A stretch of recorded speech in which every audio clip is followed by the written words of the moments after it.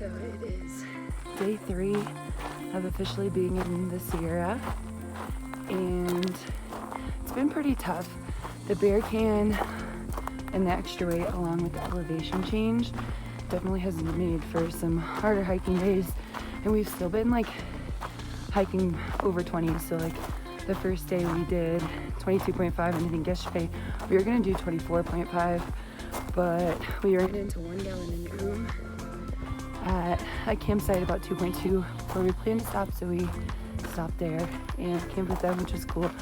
1 gallon is on his, this is the last leg of his 4th Triple Crown, so that's pretty wild. So he has some good stories and experience to share.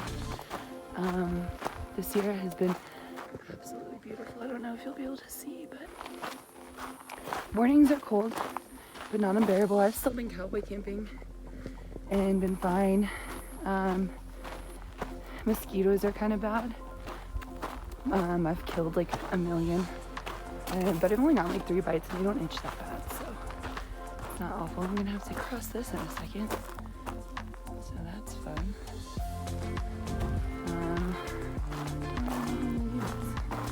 I'm gonna go on this rock, round and over.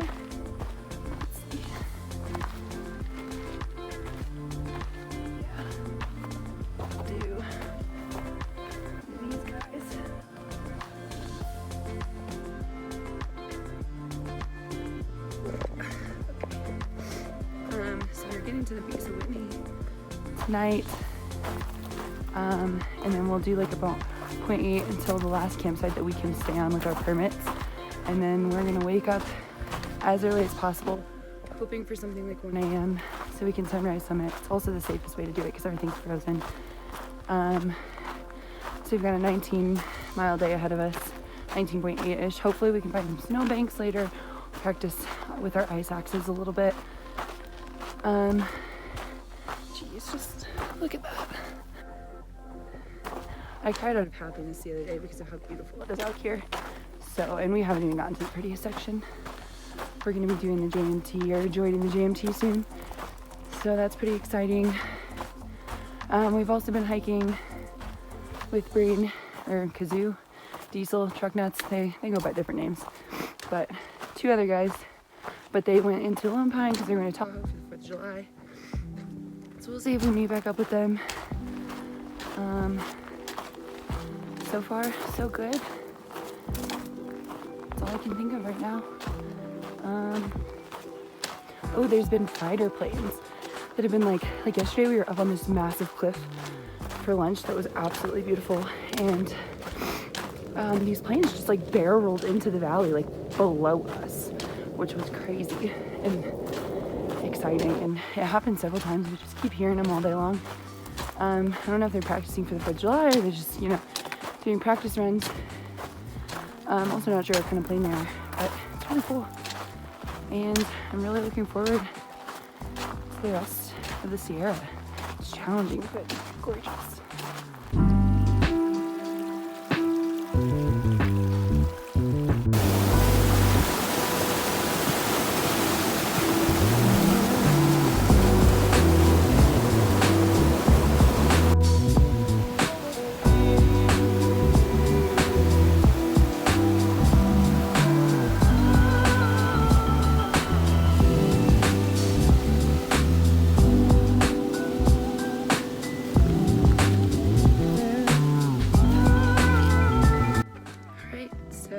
It is July 5th, day after the 4th of July. I packed out, someone littered this on Mount Whitney, and so I picked it up, and now it's my little festive necklace. We did Mount Whitney yesterday, which quite frankly kicked my butt. I think the altitude really got to me. I was just like, my legs didn't hurt or anything. I was just super tired. We also woke up at 3 a.m. to do it while the snow is still hard, so that could have been part of the reason for my fatigue. But it was so beautiful. One of the coolest things I think I've ever done. It was a very surreal feeling being at the top of the highest point in the contiguous United States on the 4th of July. It was really cool. on the way up. There were about 2 sketchy parts. Well, there were kind of 3, but the third one wasn't as bad. It was at the very top, where it was like a pretty steep snowbank, and we had to cross with microspecs and ice axes and the whole ordeal, but we made it across safely. The footsteps were kicked in pretty good, so that was nice. Thank you to the people who went before us. And then the third one was kind of just like up to the top, and the footsteps were really kicked in, and it wasn't like as steep, or it didn't feel as steep to me. Didn't look as scary. So that was really cool. We left our camp at about 3:30, 3:45.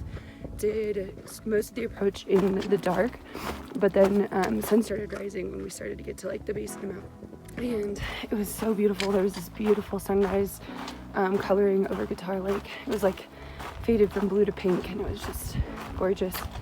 And then as we started making our way up, Rocket Man sort of took off. He was feeling good and wanted to avoid any slushy snow in the afternoon, so he summited around 8:30, I think. Stickers and I saw him at the top. We got there about 9, and stayed for about half an hour, and then started making our way back down. The snow was fine until we got all the way to the very bottom, so it wasn't even a part that was worrisome. For safety, it was just a pain in the butt to get through like the really slushy stone cups, because those things you can twist an ankle on those if you're not careful. But we made it fine. We got back to camp around 3, which was later than we had anticipated, but it's whatever. The trail was also a little hard to follow because it was so covered in snow, and everyone was just kind of like make your own route, 'cause some people just wanted to go over the rocks most of the time rather than dealing with the sun cups for some more snow. So all in all, very successful trip up Whitney. Although I was pretty beat. We were gonna do another 6 to 8 miles to the base of Forrester, but we all kind of were just like super tired and decided we were doing that today.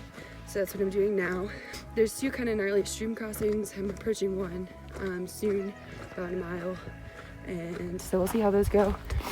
And then tomorrow we'll get to camp at about like 1 today, like super early, and then we will leave again early in the morning, like 3-ish, to get up and over Forrester while the snow is still hard, and then try and make our way as close to town as possible tomorrow. So that's another, like, I think after Forrester's like 13 miles, and I think there's like another 2 to the junction, and then 9 into the trailhead that leads into Independence. So not too bad of a day, depending on how difficult Forrester proves to be. So yeah, we've seen tons of marmots all over the place. They're really cute. We had to do 2 stream crossings yesterday. They were about like knee deep, or not yesterday, the day before, to get to the camp before Whitney. We could have avoided them if we went in at the second junction, but we didn't know that, so at least we got our feet wet, no pun intended, for practicing stream crossings. So we are on our way to Forrester, the bottom of it, where we're camping tonight. We've done 2 stream crossings today. I took my shoes out for the first one. Maybe not my best idea, but it was kind of shallow, and so it was fun.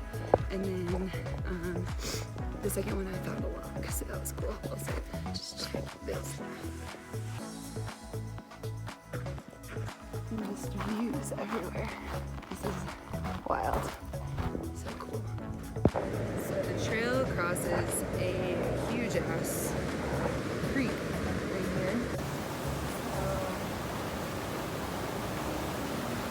And I don't know why everyone's taking so long. We were only like 3 miles away when we stopped for lunch, so I figured everyone would catch up after I went and scoped out the creek, but no one's here yet. I went pretty far upstream, and there's not really any good place to cross, so we might have to wait until the morning.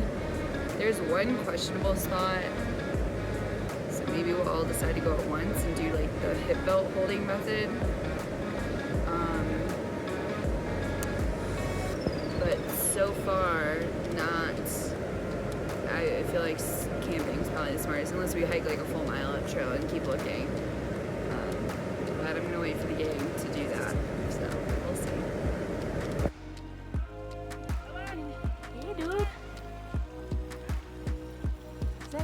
Alice, are you gonna run away from me? Oh, I knew it. Oh, I'm sorry, buddy. You can come lick my pee. You can come back. I know it's delicious.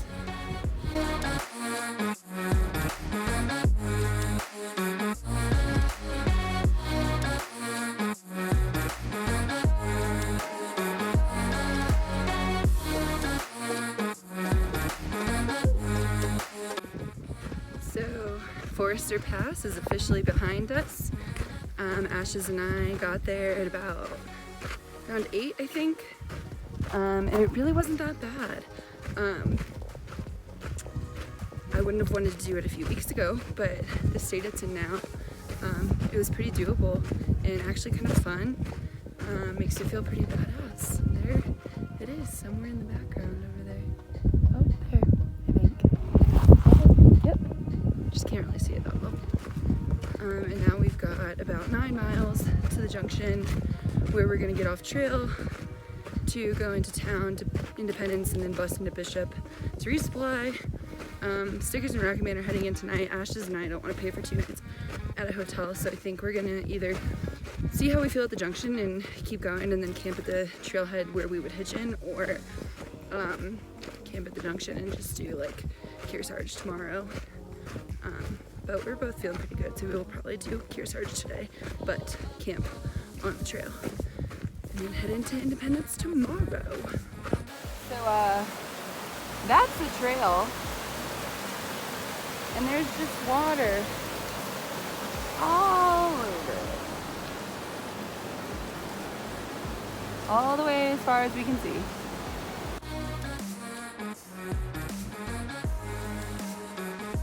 Go on, Rocket Man. Fly, Rocket Man, fly!